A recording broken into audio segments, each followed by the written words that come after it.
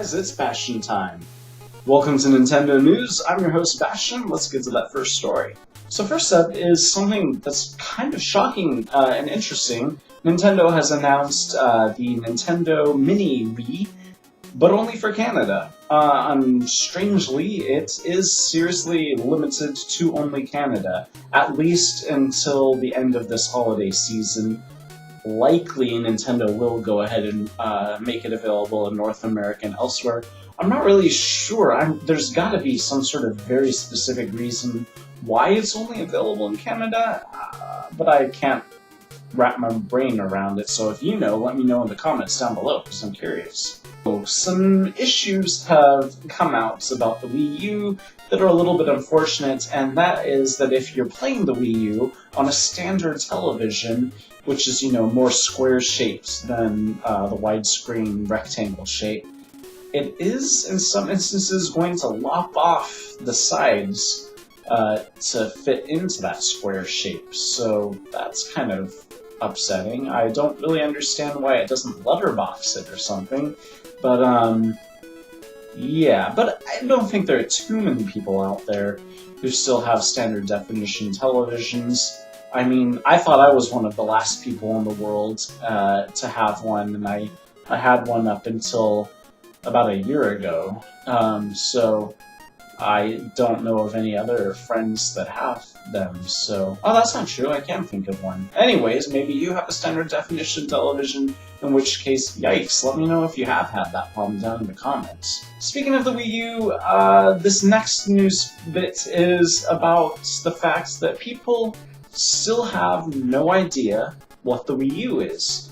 And that's not their fault. That's Nintendo's fault. So these people have all posted Twitter tweets saying, what the heck is the Wii U? Is it just a tablet that you use with your Wii? Things along those lines. And obviously these people have just recently become aware of the Wii U and don't know what to make of it. But, I have to say it's completely Nintendo's fault. They have not made a very good case for the Wii U, in my opinion. Their commercials don't really make it crystal clear what the heck is going on. I really feel like they needed to spell it out a little bit more. They needed to say, have you got a Wii? Well, this is the next generation. It is the Wii U, and it has HD graphics and this GamePad thing.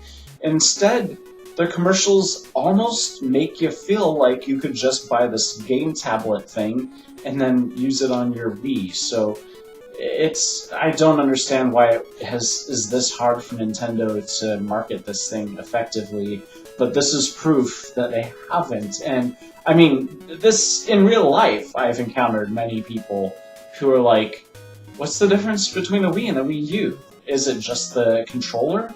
And no, it's more powerful, it's HD, but Nintendo isn't talking about these things, at least not very effectively. Not for these people, at least. So Ackkstudios, who, if I remember correctly, are the people who are developing, or have developed that really interesting game called Two Brothers, that looks like an old-school Game Boy game at first, but then colors as you progress through the game. It plays very much like a Zelda game, too. But as you play it, then you add colors to the black and white imagery and so on. Anyways, they, in an interview, they're not saying exactly who this interview is with, but by a big gaming website, were basically asked to badmouth Nintendo. They were sort of told point blank, we want you to talk about how Nintendo's how it's difficult for indie developers to get things on Nintendo's eShop, and they were like, no, we don't want to do that. And then suddenly the interview was over, and so then they took to the internet and said, this is upsetting. We were basically told that we had to badmouth Nintendo by this big gaming website, and we decided not to. But then, out of the woodworks comes along a gaming website that says, well, actually, we're pretty sure they're talking about us, but we didn't ask them to do that. We just said blah, blah, blah, blah, blah. And the reason why their interview never published is not because of that, but because of scheduling conflicts. But then Ackkstudios, since this sounds like some sort of reality show drama. Then, anyways, Ackkstudios said, no, it wasn't that gaming website, it was a different one. So, I don't know. We'll just have to wait and wonder exactly which gaming website it is that's trying to get small game developers to badmouth Nintendo, and whoever it is, that's pretty sad. According to a recent rumor, it looks like the 3DS is going to be getting a permanent price drop to $140. That's pretty inexpensive. If you don't already have a 3DS for whatever reason, yowza, that's a great price.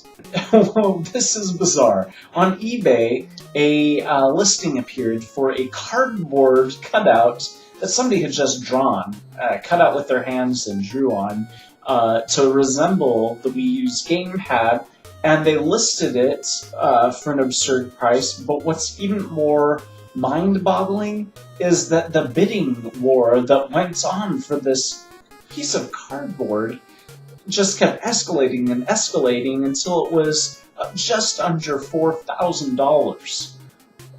Why? Why would anybody want to bid on a piece of cardboard? It's not even really related to. I could almost understand if it were a piece of promotional material, like the actual one that Iwata used. I remember that there was a Nintendo Direct where Iwata was using a cardboard cutout that he had mocked up to look like the GamePad. But it's not even that one. And even if it were that one, $4,000 just because the president of Nintendo was playing around with it, I don't really know that that's warranted. But this is just some Joe Schmo who cut this out of his, pizza box or something and then drew on it with a Sharpie, and it was up to $4,000. Anyways, out of nowhere, the listing was removed from eBay, but that hasn't stopped other copycats. Now there are other listings from various other people of cardboard cutouts of the Wii U GamePad. It's just, I don't get it. By now you probably already know, but just in case you don't, New Super Mario Bros. 2 has a free downloadable content package, and it is awesome because it is recreations of the first level from Super Mario 1, the first level of Super Mario Bros. 3, and also a recreation of the original Mario Bros. Arcade game thing. And it's free. I mean, that's just awesome. Good job, Nintendo. So that's it for this episode of Nintendo News. Tomorrow's the second Zelda News episode, and then 2 days from now is the second Nintendo News episode. See you then. Bye.